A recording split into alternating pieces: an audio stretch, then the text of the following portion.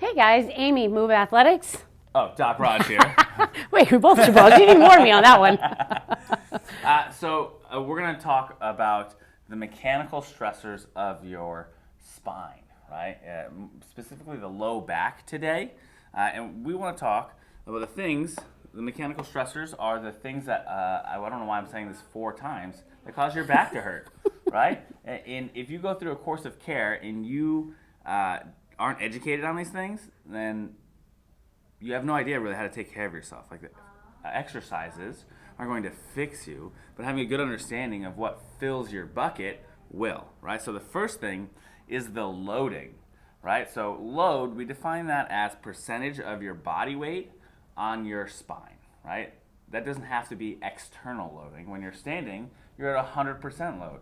When you're sitting in good posture, you're at 140%. When you're sitting like everybody in the world sits, everybody in America at least, right? Then you're at 185%. But when you're laying flat on your back, it's only 25%. And then you can add external load on top of that. So that's one of the big things that we see that causes low back pain with people. The next one. Position. You could be, position sensitive. So one position may trigger your back pain more than others. So could be flexion, could be extension, rotation, side bending. So we investigate how to, what positions might trigger that pain. Yeah, and that's important. If it's like, hey, every time I walk down the stairs, my back hurts, but I'm leaning forward and bending to the right to hold on to the railing, and that's a position that causes back pain. Oh, wow, light bulb just went off. Now we can help you change that. So the next thing is neural tension.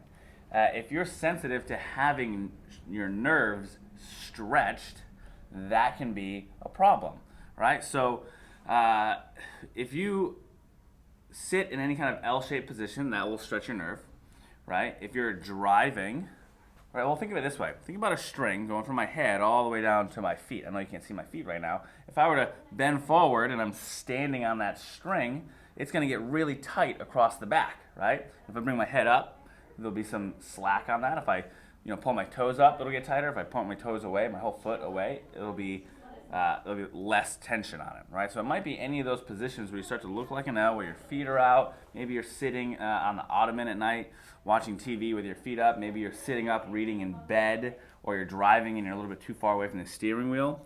Positions like that pull on that nerve can be really, really irritating and cause a bunch of pain. Right. And then we have static positions, so as a mechanical stressor, which those types of people are ones that just tend to have to move around a bit. So you're sitting in one position, doesn't necessarily mean it's one specific position, but you feel like you kind of have to do this sort of crack move, move yourself around to create some sort of muscular reset. And those individuals tend to have to be the ones that work on stability, creating some stability in those muscles to reduce those mechanical stressors. Yeah. So when we're going through an evaluation for somebody with low back pain, our number one goal is, to find out what's bothering you, right, and how we can help keep you active, doing the things that you love to do without having pain, but also teasing these out so we can educate you on them, because you have to apply your knowledge of these to your life 24 hours a day, and that's how you're going to get better, right? If you fall asleep like this, and you wake up in the morning, your wrist hurts, you can do all the exercises you want to, but if you don't get rid of that stress of sleeping like this, every time you wake up, your wrist is going to hurt regardless of what exercises or stretches you do. And it gets even more complicated here, guys, because this load, you can be load sensitive but only in certain positions, or you can be position sensitive only under load. If my marker was working, that would be better. I'm going to help. Vanna White over here. Right? Oh, that's much better. No, not really.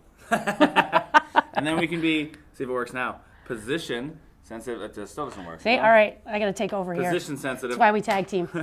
And then we can have load over here with neural tension as well. So what this means is that you can have load independently. You can be position sensitive independently and neural tension sensitive independently. But you can be position sensitive only when you have the addition of loading. So think, I can lay flat on my back and I don't have pain, extension, but when I stand up, I have pain, extension plus loading. And then we can have neural tension sensitivity, but we can have neural tension sensitivity that is a lot worse in certain positions, flexion or extension of the spine, and under loading, right? So that one we're not going to dive too deep into because that can get confusing, and we really like to use your body to show you these things. But yeah, it can get pretty complex, and then we could connect these all over to here, and we might start here and then you end up over here. But that's okay, because as we progress through treatment, we make sure that everybody has a thorough understanding of what's going on, because we don't get people better. We just help you guys get better. So if you have, we help you guys help yourselves get better. Yeah, did I say that wrong? I did. Whatever. So if you guys have low back pain, this is some good stuff. If you know somebody that has low back pain, this is still good stuff, right? So make sure you tag them, share it, and we'll see you next time.